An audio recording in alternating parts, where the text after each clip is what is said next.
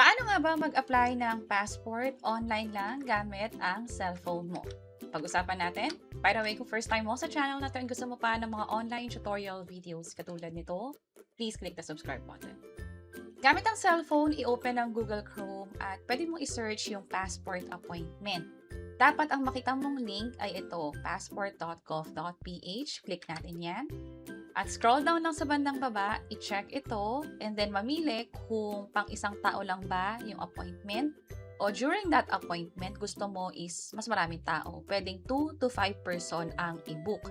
Ibig sabihin, sa lahat ng yon, iisa lang yung schedule nila. So, sa video na to, focus tayo sa individual. Almost same lang naman yung proseso. Ang kaibahan lang ay yung dami ng information na kailangan mo i-provide. Depende na rin sa dami na mag-a-apply ng passport. So, check natin yan. And then, ang unang gagawin ay pipili tayo ng site o nung branch ng DFA na pupuntahan natin para ipasa yung mga requirements. So, sa region, ito yung pagpipilian. And then, country naman, site, pumili na lang ng pwedeng pinakamalapit sa inyo o yung convenient sa inyong puntahan. Ito yung napili ko, sa Cubao lang muna. I-check natin to. And then, next. By the way, meron tayong 30 minutes para makompleto yung buong proseso. May pagkakataon na pwedeng ganito yung ma-encounter ninyo. No available date para dun sa site na pinili ninyo. Pwede nyong palitan, halimbawa sa Asiana, sa Mega Mall, o yung iba pang site. Let's say, ang pinaka-available lang is sa province na to. Pwede nyong piliin yan. Pero just in case na ang gusto nyo is yung dun talaga sa una nyong site na napili kanina, halimbawa nga sa Cubao, pwede nyong itry later, halimbawa after working hours, let's say gabi na or madaling araw or kinabukasan kung magkakaroon ng available slot. Sa akin nung sinubukan ko, nagkaroon naman siya. So, hindi naman nagkaroon ng problema sa pag-book online doon sa site na gusto ko. So, for the sake of tutorial, try natin to. Halimbawa, yung 30. And then, makikita mo naman kung anong oras yung may open pa. Ibig sabihin, ito, na-book na yan, hindi na tayo pwede mag-apply dyan. Pwedeng umaga or hapon. And then, check nyo lang yung CAPTCHA, click next. Nasa third step na tayo. Ang ibibigay nyo naman dito ay yung cellphone number ninyo, yung email address, 2 beses siya ipoprovide, dapat mag-match. At gmail.com or at yahoo.com lang yung ina-allow nila.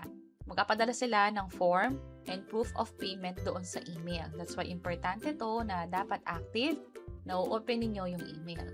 Next naman, dito madalas may nagkakamali dahil dapat last name muna ang ibibigay, then yung first name at middle name. Dito sa bandang baba, civil status, kung single ba, married, legitimacy na pagkakapanganak, legitimate ba or illegitimate, and then province na rin kung saan pinanganak at city. Kapag naka-grade out to or hindi na click yung next, baka may nakalimutan kayong i-provide na info or nakalimutang i-check tong part na to. So, nung na-double check ko na, kompleto naman lahat, click ko na yung next. Fourth step na tayo, father's information, pangalan niya, citizenship din ng tatay, at mother's maiden name. Ibig sabihin, pangalan niya nung dalaga pa. Click natin yung next. Nasa fifth step na tayo kung saan andito yung application type. Merong new application, ibig sabihin first time mo. Renewal, ibig sabihin pa-expire na or expired na yung passport. At lost, ibig sabihin kahit expired pa yan o hindi pero nawawala, ito yung pipiliin mo. For new, pipiliin mo na lang yung citizenship kung by birth ba, election, naturalization o iba pa. Kapag naman renewal, kailangan mo i-provide yung old passport number, which is makikita dito sa top portion ng passport mo. And then, kailan siya in-issue, which is nakalagay naman dito, at kung sino yung nag-issue, dito naman siya ilalagay. Basis of Philippine citizenship, ilalagay din maging emergency contact person. So, proceed tayo. Halimbawa sa akin, new. Click ko yung next. And then, address na lang. Nasa last step na tayo. At kung ano yung trabaho mo. Hindi required yung ibang info na walang asterisk. So, i-leave ko na lang yan. Click ko yung next. Itong step na to ay i-double check na lang yung mga info na pinrovide natin kanina. I-double check lahat ng details para nga naman hindi magkaroon ng problema doon sa mismong site mismo. Pero, ang gagawin nga pala ng DFA officer is depende dun sa requirements na pinrovide mo, especially sa PSA and valid ID. I-double check din naman niya yung mga info na yon dito sa form na finilapan mo. So, double check lang. Kapag okay na, pwede mo nang i-save. And then sa pinakababa, i-check lang tong I'm not a robot, I am aware, and then click confirm. This time, magbabayad na. Pwedeng regular or yung express. Mas mabilis, di naaabutin ng 12-14 days. Pero sa atin, regular lang. Ang gagawin ko ay pwedeng e-payment na pagbayad for pick-up. Ibig sabihin, 2 beses babalik sa DFA. Yung una, isasubmit yung requirements, gagawin kayo ng passport. Pangalawa, i-claim nyo yung passport. Pero bago nyo gawin yun, bago pumunta sa DFA, online muna talaga, which is yung ginagawa natin. Sa pag-pick up, sasabihan kayo or papapiliin kayo kung saang service center nyo pwedeng i-claim yun. So, i-double check nyo na lang doon sa DFA site mismo. So, let's say nagbayad tayo via Maya, dapat bayaran to within 24 hours. So, dito sa part na to, check lang natin yung I agree, click proceed to payment, at pwede na mag-proceed by entering yung details ng debit or credit card mo or yung Maya wallet.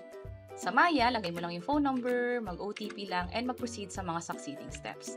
Kung over the counter naman ang pinili mo, ang mangyayari ay click mo lang tong Pay Now, and then check lang ulit to, click Proceed to Payment. Ang isa sa pinakamahalaga dito ay itong link na to, yung click here. Kasi dyan mo makikita yung mga accredited payment partners nila. Magbayad lang sa mga partner nga ng DFA para maiwasan yung pag-scam. Sa pagbayad, kailangan ng reference number. That's why i-screenshot mo to, picturean mo to, and then make sure lang na meron kang proof of payment kapag nagbayad na. By the way, kapag chinek mo yung email mo, may ma-receive kang ganitong email, which is, ito yung nakalagay. This is not your booking confirmation. Instead, may reminder na dapat bayaran within 24 hours itong reference number. Ito nga palang ginawa ko ay another appointment. Inulit ko kasi yung buong proseso kasi nagkaroon ako ng error nung umpisa. And also, gusto ko rin kasi palitan yung site. That's why nakapag-book ako sa DFA Manila. So again, sa inyo, kung sakali man na hindi kayo nakakapag-book kasi walang available slots, try lang kayo ng try. Siguro after working hours nga or after that day. So, ang gagawin natin this time, magbabayad na tayo. Pwedeng bayaran online or pwede nga sa mga establishment na pinakita natin kanina. Once makapagbayad, check nyo ulit yung email. Ito ay halimbawa lamang na meron tayong confirmation you have successfully confirmed yung appointment booking. Andito yung araw, andito yung oras, kung saang site ba dapat pumunta. Ang pinakamahalaga sa email ay yung attachment, which is, ito yon. Kasi kailangan mo itong ipaprint, kasama na rin yung proof of payment, itong DFA copy at applicant copy. Sa experience ko, dito sa applicant copy nila, ilagay yung details na pwede ako mag-claim at kung kailan, saan ako mag-claim. Itong DFA copy, ito yung kukunin naman nila. At yun yung buong proseso sa pag-apply online ng passport. Nakapagbayad na rin dapat within 24 hours after makapag-book. Also, bago kayo pumunta, ito yung mga requirements. Yung ginawa natin kanina, yung form at 2 resibo, dapat nakaprint yan. Dapat meron din kayong PSA birth certificate at government-issued ID. Itong mga requirements na to, ipa-xerox nyo na, ipa-photocopy nyo na. Ito yung mga valid ID na tinatanggap ng DFA para ma-accept nga yung ina-apply nyong passport. Also, kung sakali naman na may issue sa PSA birth certificate, ibig sabihin hindi mabasa ng malinaw, kailangan niyo munang pumunta sa City Hall, doon sa Civil Registry, para kumuha ng Certified True Copy ng Form 102 at Form 1-A. And finally, reminder lang din na sa tamang website dapat kayo mag-book ng appointment.